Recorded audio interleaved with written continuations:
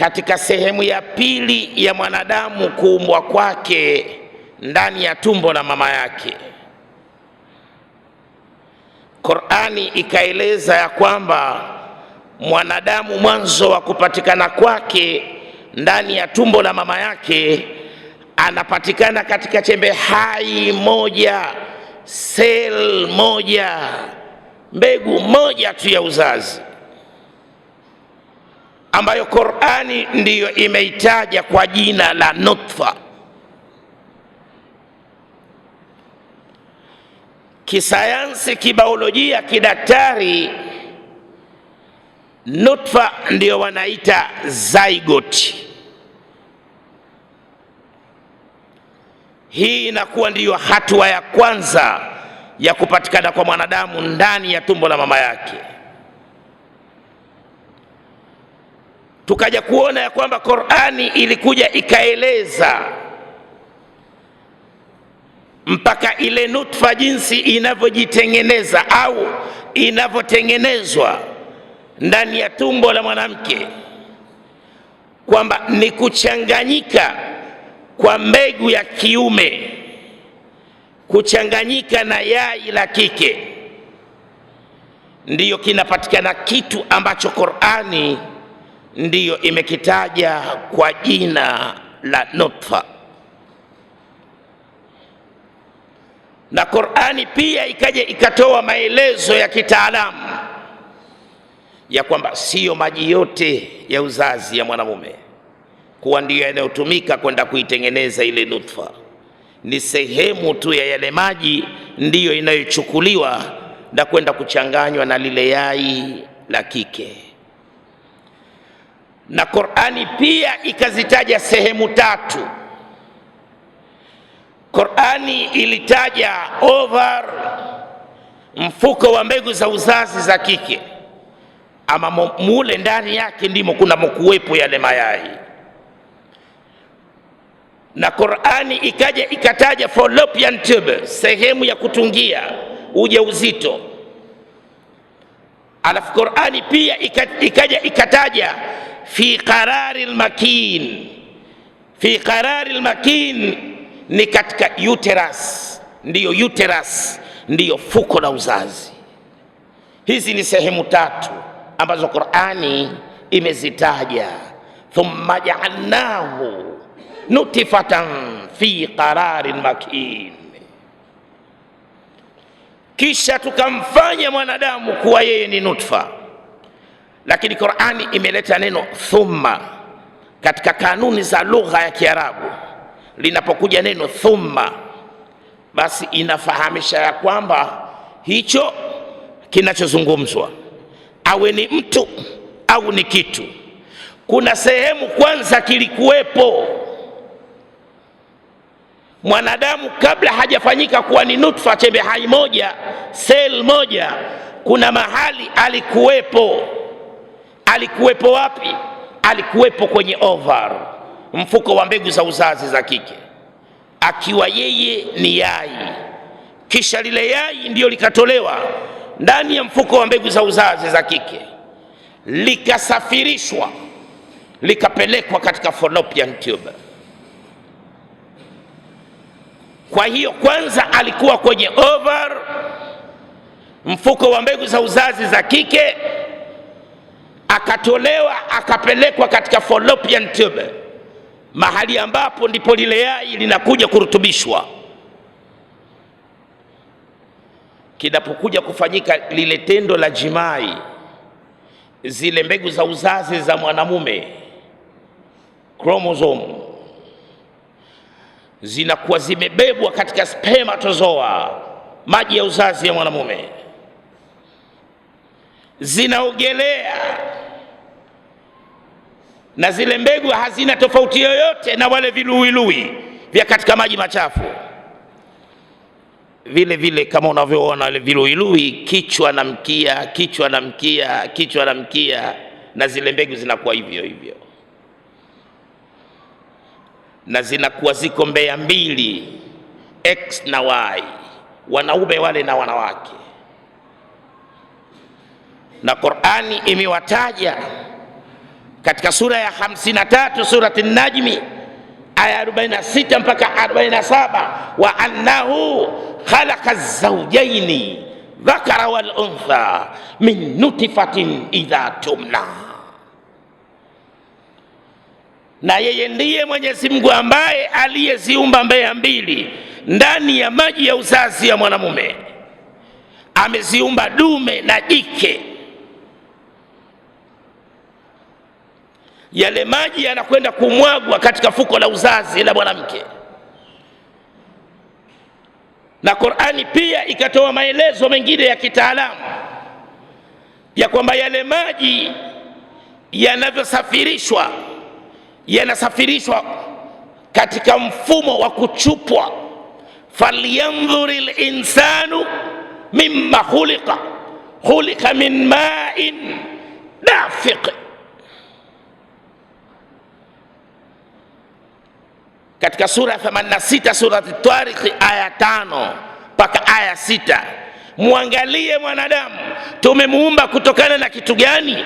Tumemuumba kutokana na maji yenye kutoka kwa kasi, yenye kuchupwa. Yale maji yanavyochupwa ndiyo yanayosababisha sasa zile mbegu zilizobebwa za kiume ndani ya yale maji ya uzazi ya mwanamume, ndiyo ikaweza ile mbegu moja kwenda kulitoboa lile yai la kike. Yale maji yanapochupwa ndipo yanapowezesha zile mbegu kuweza kulifikia lile yai la kike. Likilifikia lile yai la kike, ile mbegu moja itakayokuwa ya kwanza italipiga lile yai. Ikilipiga tu lile yai, basi ule mkia unakatika. Ule mkia kazi yake ni kukisafirisha kile kichwa kikifikishe pale kwenye lile yai. Lile yai, ule utando unakuwa ni laini, kama unavyoona yai la kuku likichemshwa, ukalimenya, ukalitoa lile ganda gumu, kuna kuwa na ule utando wa ndani ambao ni laini. Ndivyo lile yai linavyokuwa. Sasa zile mbegu zinapofika pale, ile mbegu moja ndio inakwenda inailipiga lile yai pa. Dafiki ni kutoboa. Ikilipiga lile yai, ule mkia unakatika, kile kichwa kinaingia ndani ya lile yai. Ndio inakuwa ujauzito wa siku ya kwanza, inakuwa ndiyo hatua ya kwanza ya mwanadamu kupatikana ndani ya tumbo la mama yake. Hawakuyajua hayo mpaka ilipofika karne ya 18 ndio wanakuja kujua. Wakati huo Qur'ani ilikuwa na umri wa miaka 1200 katika dunia. Qur'ani iliwatangulia wanasayansi kwa karne 12. Toka ilipoteremshwa karne ya 7 ndio wao wanakuja kujua. Karne ya 18 wanakuja kujua sasa kwamba mwanzo wa mwanadamu kupatikana kwake ndani ya tumbo la mama yake ni mbegu ya kiume kuchanganyika na mbegu ya kike, na kwamba sio maji yote ya uzazi ya mwanamume kuwa ndio yanayotumika, ni sehemu iliyokuwa ndogo tu. Na Qur'ani pia ilikuja ikasema ya kwamba yale maji yanakuwa katika mchanganyiko. Mchanganyiko wenyewe Qur'ani umeutaja kwa wingi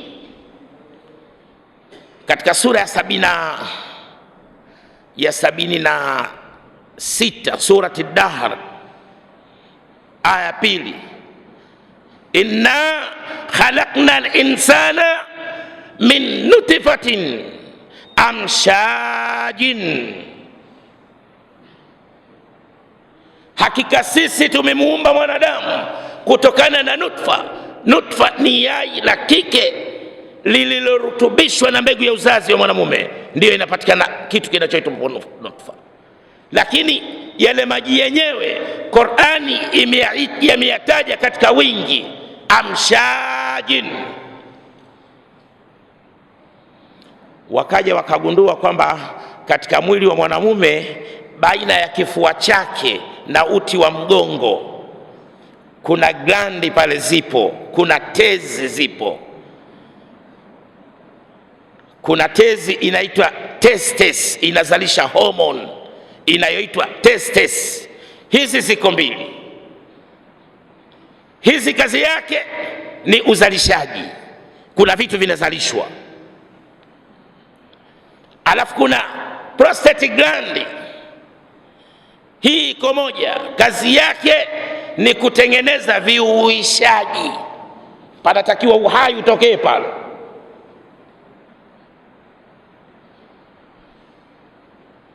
Alafu kuna tezi zingine mbili, seminiferous canals, hizi kazi yake ni kutengeneza maji tu. Kwa hiyo testes ziko mbili, prostate gland iko moja, tatu. Seminiferous canals ziko mbili, jumla 5. Katika lugha ya Kiarabu wingi unaanzia ngapi? Unaanzia 3. Ukija ukichanganya na aina mbili za maji ya mwanamke, jumla ni 7. Hapo sasa anapatikana mwanadamu. Sasa yanakwenda kuwekwa yale maji katika mahali ambapo kizazi cha mwanadamu kinapatikana na kinaendelea. Watukufu wa Islam, hapa tayari nutfa imekwisha tengenezwa, ambayo ndiyo wanaiita zygote, wanasayansi, madaktari, kibaolojia. Katika mwili wa mwanadamu, katika viungo vyote vya mwili wa mwanadamu, kuna kuwa na hesabu maalum ya chromosome katika kila kiungo kimoja. Hesabu ya chromosome katika kila kiungo cha mwanadamu, hesabu yake inakuwa ni 46.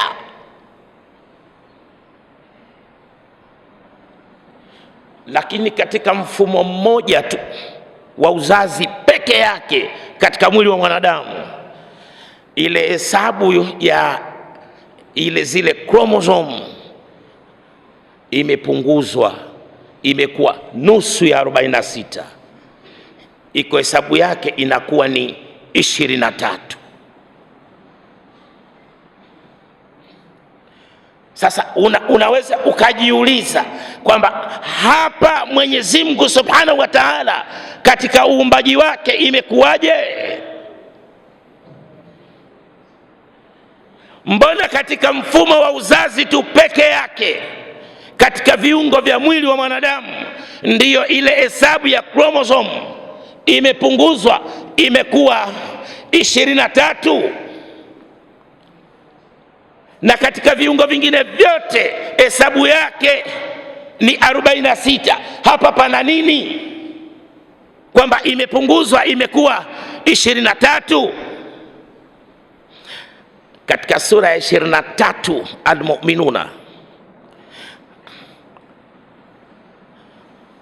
aya 17, Mwenyezi Mungu anasema walaqad khalaqna fawqakum sab'a taraiqa wama kunna anil khalqi ghafilina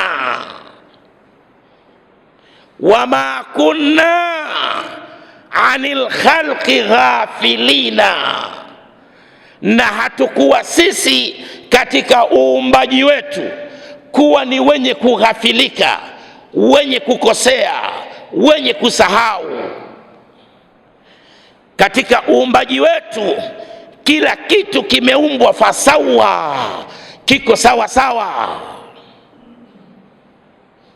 Alladhi khalaqa fasawa walladhi qaddara fahada.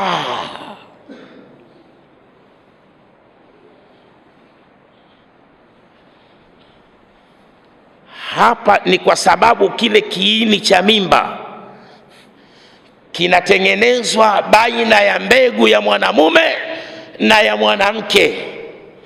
Zile mbegu mbili ndio zinakuja kuungana, ndio zinatengeneza kitu ambacho Qur'ani imekitaja kwa jina la nutfa. Kisayansi, kibiolojia, kidaktari, nutfa ndio zygote. Kwa hiyo hapa imepunguzwa kutoka 46 imefanywa nusu ya 46. Chromosome 23 za mwanamke na chromosome 23 za mwanamume zikiungana inarudi tena pale pale 46.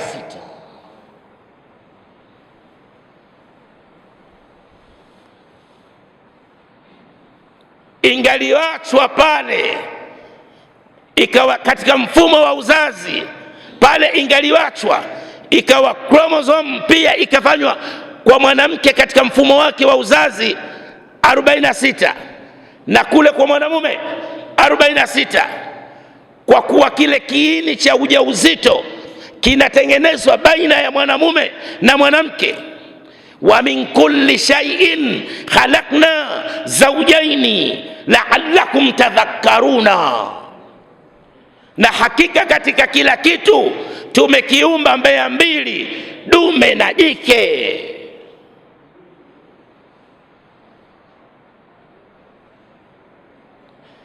Katika sura ya 36 aya 36 surati Yasin anasema subhana alladhi khalaqa al-azwaja kullaha mimma tunbitu al-ardh wa min anfusihim wa mimma la ta'lamuna. Utakasifu ni wa kwake yeye Mwenyezi Mungu aliyeviumba vitu vyote kuwa ni pea, dume na jike, viko viwili viwili. Mimma tumbitu al-ardh, kuanzia vitu vyote vinavyooteshwa na ardhi, mimea. Qur'ani inasema nayo pia iko pea, dume na jike. Nilifunga safari nikaenda Wizara ya Kilimo, namfuata Dr. Yogolo, daktari bingwa wa mimea katika Wizara ya Kilimo. Nilipofika nikapokelewa, akanikaribisha, tukusaidie nini ustadhi? Nikamwambia nimekuja, nataka unifahamisha jambo moja. Qur'ani yangu inaniambia kwamba vitu vyote Mwenyezi Mungu katika kuviumba amevifanya ni pea, viwili viwili, na viko dume na jike. Sasa Qur'ani inaniambia mimea nayo pia iko pea, dume na jike. Wewe ukiwa ndio mtaalamu wa mambo ya mimea, nimekuja kukuuliza hili unalisemaje? Akaniambia Qur'ani yako imesema kweli Sheikh, mimea yote unavyoiona iko pea, dume na jike. Akaniambia mpaka sasa hivi mmea tuliojua kwamba dume liko peke yake na jike liko peke yake ni mpapai tu. Dume liko mule mule ndani ya mti ule ule mmoja, na jike liko mule mule ndani ya mti ule ule mmoja, mmea ule ule mmoja. Akanambia mimea yote inayotoa mbelewele kama vile mtama, mpunga, ngano, akanambia ile sehemu ya mbelewele ile ndio sehemu ya dume. Akanambia pale panaitwa pollen, akanambia pale ndio dume. Akanambia ukienda pale ukipapasa, alafu uangalie mkono wako, utaona kama unga unga, kama poda poda. Akanambia zile ndio mbegu za kiume, zinaitwa pollen grain. Na mule yanamotoka yale mashuke ndio sehemu ya uuke. Akanambia pale katika mimea panaitwa ovule, na ni lazima mbegu ya kiume ije iingie katika uuke. Akanambia kuna kuwa na upepo maalum unakuja, au wadudu kama vile nyuki au vipepeo ndio wanaohusika na habari ya kubeba mbegu za kiume katika mimea na kwenda kuipandisha katika sehemu ya uke ndani ya ule mmea. Akanambia kile kitendo cha kuunganika mbegu ya kiume na ya kike kisayansi kinaitwa pollination.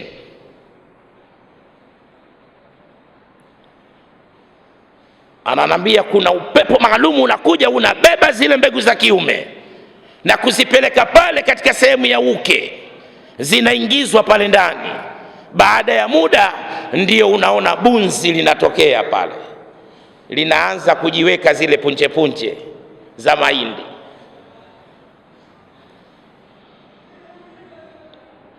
Au nyuki anapokuja katika lile ua, anapoingia hapa mlangoni hapa, kuna kitu kimetokeza. Akiingia pale ndio sehemu ya uume. Akiingia anabeba zile mbegu za kiume, anapokwenda kule ndani kuchukua asali, kule ndio sehemu ya uke. Wakati huo anachukua maji ya asali, na wakati huo anapandisha mbegu ya kiume katika sehemu ya uke.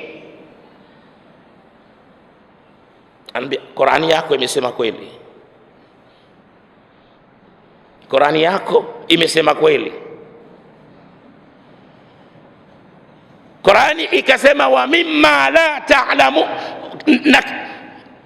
subhana alladhi khalaqa al-azwaja kullaha mimma tunbitu al-ard wa min anfusihim, na katika nafsi zenu pia iko hivyo. Ndio tumeona hapa mbegu ya kiume imeungana na mbegu ya kike, ndio imepatikana hiyo nutfa. Qur'ani ikasema wa mimma la ta'lamuna, na katika vitu vingine msivyovijua navyo pia tumeviumba pea, dume na jike. Wakati Qur'ani inateremka katika dunia, ilikuwa nguvu za kielektrikal zilikuwa bado hazijavumbuliwa. Zilipokuja kuvumbuliwa nguvu za kiumeme za kielektrikal, wakaja wakagundua ya kwamba ndani yake kuna negative na positive, hasi na chanya, dume na jike.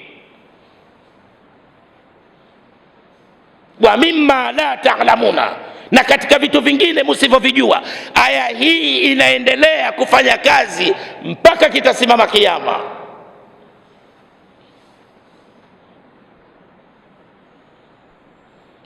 Walipokuja kugundua habari ya radi, wakaja wakagundua hivyo hivyo kwamba kuna negative na positive, ndio inapatikana ile radi.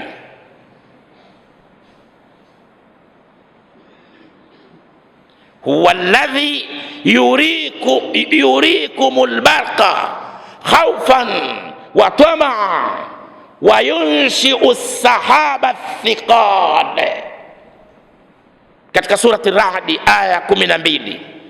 Yeye ndiye Mwenyezi Mungu ambaye anayekuonyesheni ule umweku. Khaufan, unakutieni hofu, ndio ile sauti ile. Ukisikia ile sauti tayari ule umeme umekwisha pita. Alafu Qur'ani ikasema watama, na tamaa, yani watama na manfa.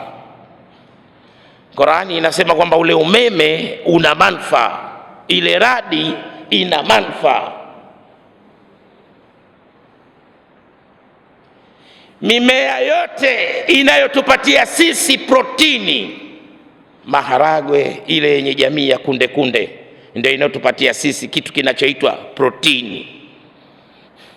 Hiyo protini, ile mimea haiwezi ikatengeneza hiyo protini mpaka iwepo radi.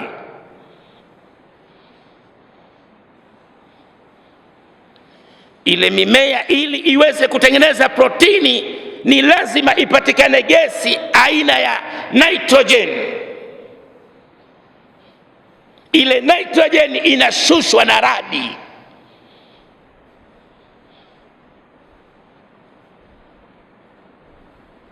Hii ndio Qur'ani. Watama, kuna manufaa hapa katika ile radi. yale mawingu,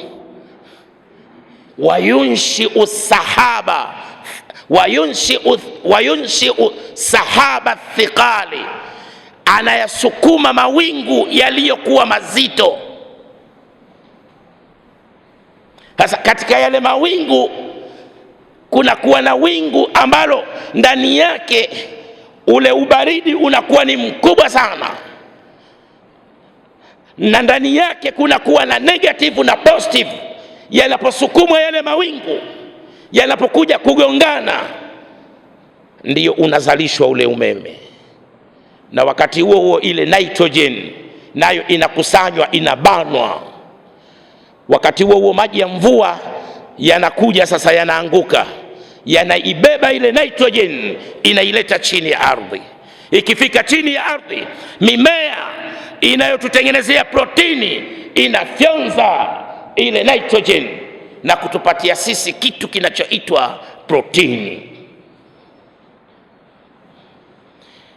Na ule umweku ule sasa hivi wanaudaka. Ukimweka ule, wameshatengeneza chombo tayari, wanauchukua, zinakuwa ni volts 170,000. Ni umeme mkubwa sana. Ulaya huko wanautumia hospitali kwa matibabu. Watu wameshafika hapo, si tunagombana. Sasa pale kile kiini kile kinakuwa ni mbea mbili, dume na jike. Wa min kulli shay'in khalaqna zawjayn la'allakum tadhakkaruna, na hakika katika kila kitu tumekiumba mbea mbili, dume na jike. Kwa hiyo chromosome 23 za mwanamume na chromosome 23 za mwanamke zinapokuja kuungana, hesabu inarudi pale pale, zinakuwa chromosome 46. Na kama pangaliachwa pale, ikawa hesabu ya chromosome imeachwa pale kwa mwanamume 46 na kule kwa mwanamke 46, kwa kuwa kile kiini cha mimba kinatengenezwa baina ya mwanamume na mwanamke, hesabu ya chromosome 46 jumlisha 46 inakuwa ngapi? 90. Atokei mwanadamu hapo, hapatikani mwanadamu hapo, hatokei.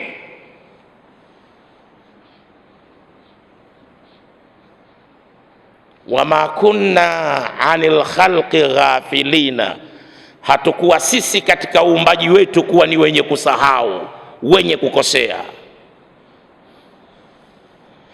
Sasa ilikuwaje mama Maryam, mama yake Nabii Isa alayhi salatu wassalam, alayhima salam, ilikuwaje akaweza kumzaa Nabii Isa alayhi salatu wassalam?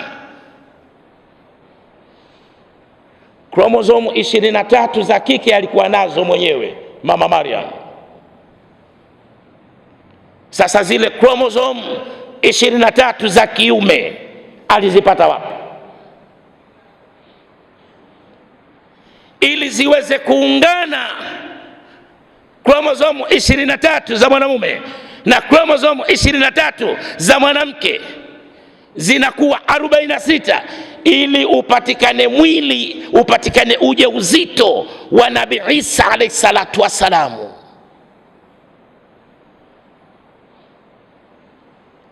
Na hakuhusika mwanamume katika kubeba ujauzito wake. Sayansi iliyotumika pale ni sayansi ya namna gani?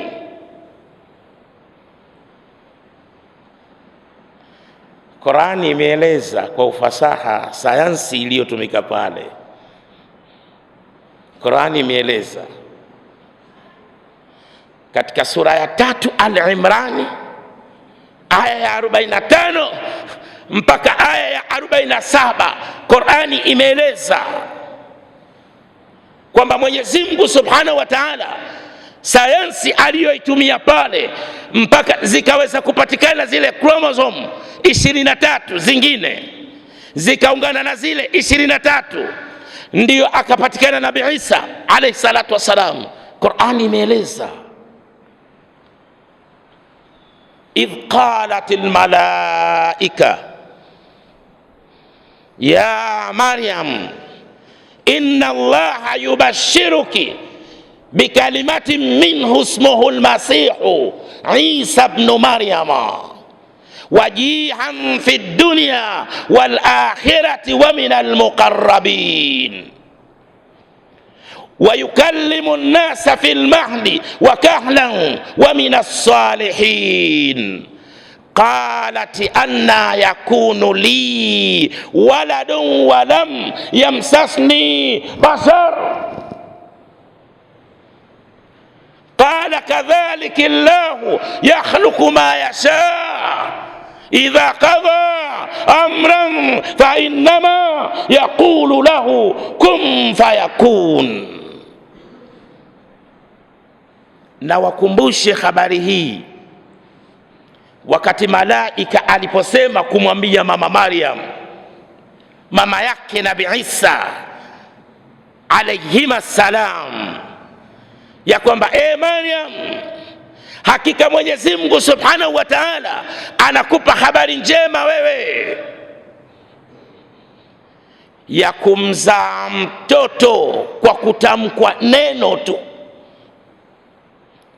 na mtoto mwenyewe ni Masihu Isa ibn Maryama, wajihan fi dunya wal akhirah, mwenye kutukuzwa katika dunia na akhira, wa minal muqarrabina, na pia yeye ni miongoni mwa watu waliosogezwa mbele, waliokuwa mbele, waliokuwa wacha Mungu. Qalat anna yakunu li waladu, anamjibu sasa malaika, vipi mimi nitazaa mtoto? Walam yamsasni bashar. Angalia Qurani hapa, ilikuwa Qurani iseme walam yajma'uni rajul, lakini mamana walam yamsasni bashar, hali ya kuwa mimi sijawahi kuguswa na mtu. Mwanamke pia na yeye ni bashar.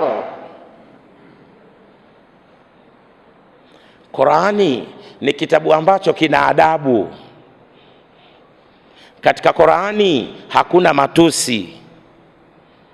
Katika Qurani huwezi ukapata mahali katika Qurani ukashindwa kusoma maneno yake wakiwepo watu wa marika yote, hata wakiwepo. Huwezi ukapata mahali kama hapo kwenye Qur'ani kwamba hapa inabidi niparuke kwa sababu hili neno halijakaa vizuri, na hapa kuna watu wa marika yote na jinsia zote. Katika Qur'ani huwezi ukapata mahali pia ukashindwa kusoma mbele ya mama yako, mbele ya baba yako, mbele ya shangazi yako, mbele ya mama mkwe wako au baba mkwe wako, au mbele ya mabinti zako, au mbele ya watoto wako wa kiume. Katika Qur'ani hakuna kitu kama hicho.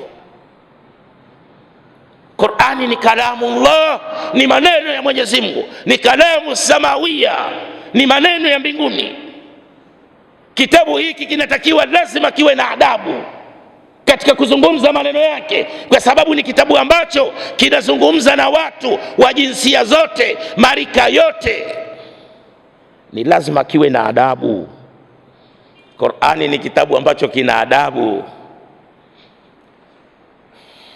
Qalat anna yakunu li waladu, akasema mama Maryam, vipi mimi nitaweza kupata mtoto? Walam yamsasni bashar, hali ya kuwa sijawahi kuguswa na mtu. Ni kitabu ambacho kinapozungumzia mambo yanayohusu mume na mke, Qur'ani hutumia lugha ambayo iliyokuwa ya adabu, kutokufungua mawazo mabaya kwa vijana wa jinsia zote. Hapa akijiuliza, mbona amesema walam yamsasni, na hali ya kuwa sijawahi kuguswa? bashar na mtu, mwanamke naye ni mtu. Inachunga adabu ya maneno kitabu hiki.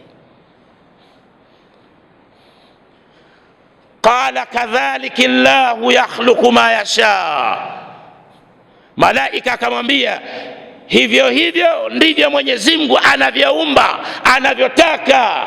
Idha qadha amran fa innama yaqulu lahu kun fayakun, yeye anapolihukumia jambo kuwa au kitu kuwa, husema tu kuwa kitu fulani kinakuwa kitu fulani, kuwa jambo fulani linakuwa jambo fulani. Zile chromosome 23 za kiume Mama Maryam alipewa kwa kutamkwa tu kuwa chromosome 23 za kiume ndani ya tumbo la Mama Maryam, zikaenda kuungana na zile chromosome 23 za kike, zikawa jumla 46.